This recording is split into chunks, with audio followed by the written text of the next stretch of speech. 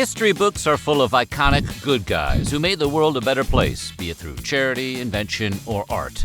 But most people, even the great ones, are rarely as morally uncompromised as we'd like them to be. So, today we're going to take a look at some historical good guys who did some terrible things. But before we get started, be sure to subscribe to the Weird History channel. After that, leave a comment and let us know what other topics you would like to hear about. Okay, settle in guys, because this is gonna be good. Unless you've been living in a Martian cave since the 1960s, you've probably heard of the Beatles. Known as the Fab Four, the mop-topped Liverpudlians scored 17 #1 hits between 1963 and 1969. Band members John Lennon and Paul McCartney penned most of the group's most beloved songs and changed popular music forever. After the Beatles eventually parted ways, Lennon would go on to have a very successful solo career, particularly with the song Imagine, which is still occasionally massacred by celebrities in times of crisis. Though he was often known for being charming, witty, and droll, and being outspokenly anti-war, Lennon had a much darker side to his personality. This was especially evident in his relationship with his wives and his son, Julian.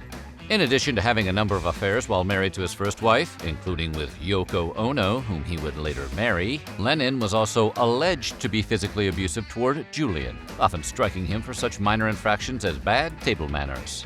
Lennon also readily admitted that he was verbally and physically abusive toward his first wife.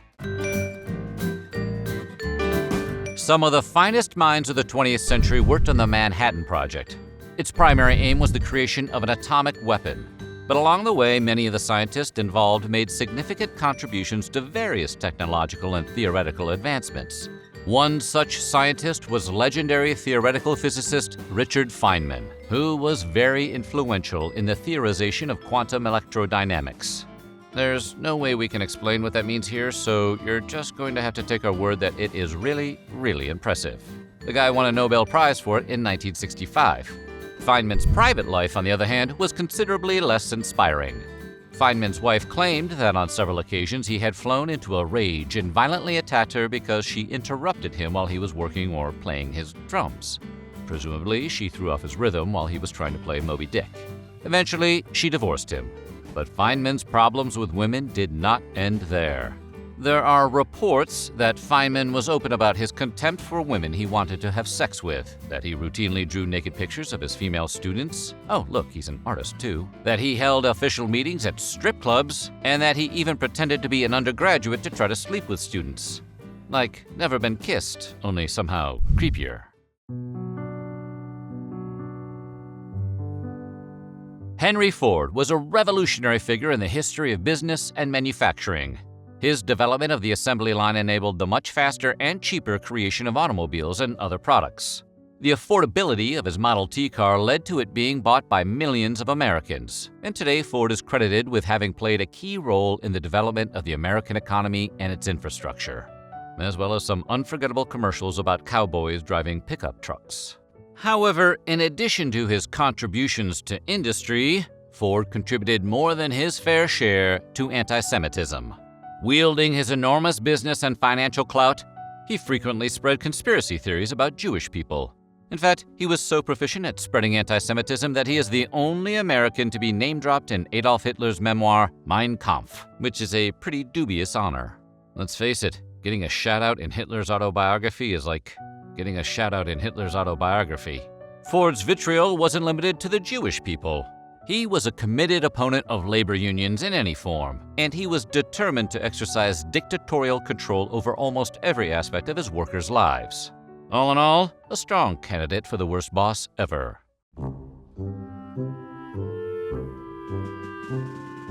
Woodrow Wilson, America's 28th president who served from 1913 to 1921, has gone down in history as one of the U.S.'s most notable and accomplished chief executives. He campaigned and governed on progressive-era politics. His administration saw a number of important legislative victories. And he did it all while being named Woodrow Wilson. That's just tough. Wilson also led the country through the First World War and was a prominent voice during the deliberations which took place at Versailles. Wilson wanted to ensure the world was safe for democracy and was a particular champion for countries' self-determination, although his desire to get the U.S. to sign onto the League of Nations ultimately failed. Wilson was also a true son of the American South, in the worst possible way, and we don't mean he owned a bunch of Kid Rock CDs, although he may have. History is unclear on that point. His parents were hardcore Confederates who vociferously supported slavery, and Wilson himself was pretty dang racist. He loved racist jokes, and his racist beliefs were often reflected in the ways his policies were implemented. For example, he spearheaded segregation in various federal offices, had a confrontation with a noted African-American civil rights leader, and was generally antagonistic toward efforts to advance the rights of Black Americans. In fairness, Wilson did reluctantly condemn D.W. Griffith's 1915 pro-Klan movie, Birth of a Nation, and he also spoke out against lynching, which is kind of the bare minimum.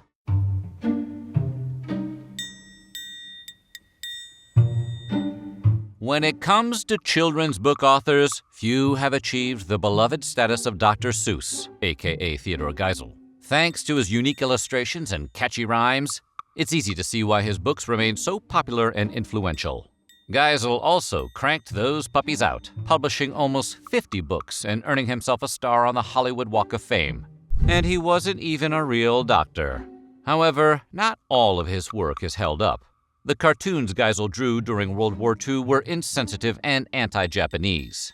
He also endorsed the imprisoning of Japanese Americans in internment camps.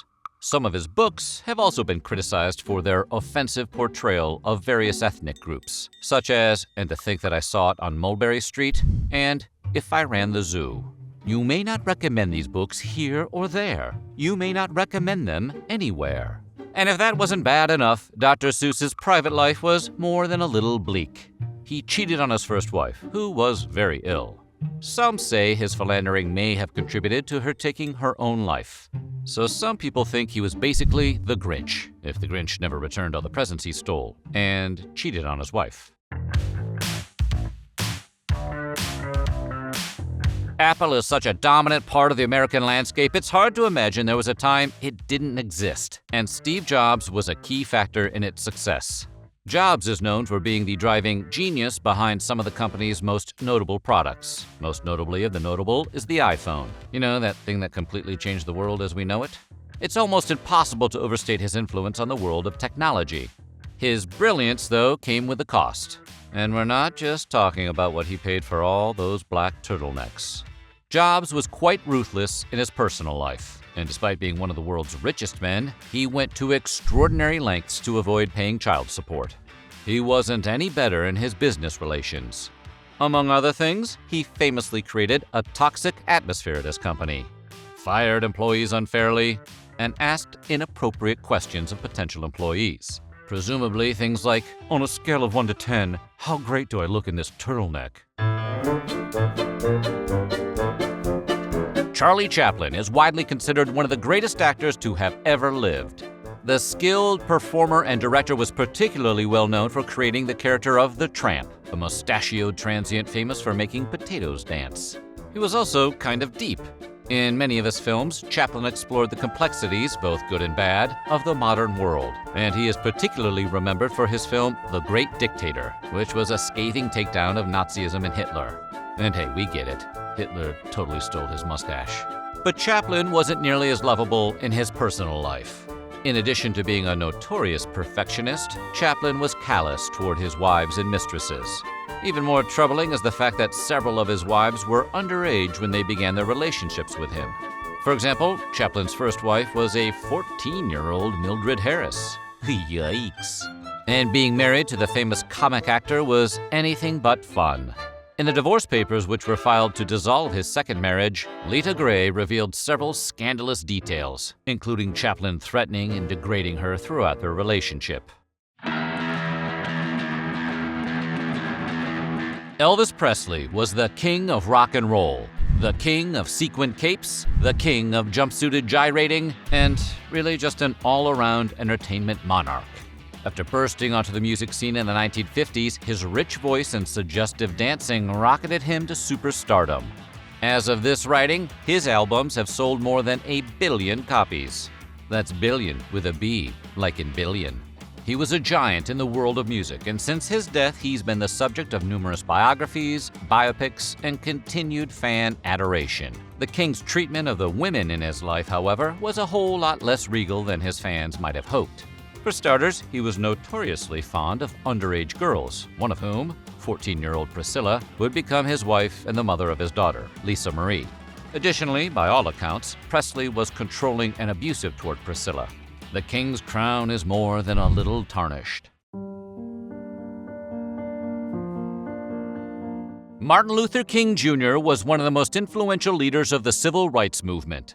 Known for his impassioned speeches, his pursuit of justice, both for African Americans and for all those who experienced some form of economic or social disadvantage, and for advocating the act of nonviolent protest, King was an undeniable force for good in the world. His I Have a Dream speech remains one of the most widely quoted pieces of oratory in the history of the U.S., and his assassination in 1968 remains a tragic event in modern history. During the height of his public life, King was the object of constant surveillance by the FBI. This was partially due to his high public profile, but was also because of the notorious FBI chief J. Edgar Hoover, who saw King as a potent threat. We know from that surveillance that King had a number of extramarital affairs, which the FBI sought to use to damage his credibility with the American public. Hoover certainly wasn't doing King any favors, but the revelation of King's affairs ultimately had little impact on his reputation as a civil rights leader. So what do you think? Which of these misdeeds did you find the most disappointing? Let us know in the comments below, and while you're at it, check out some of these other videos from our weird history.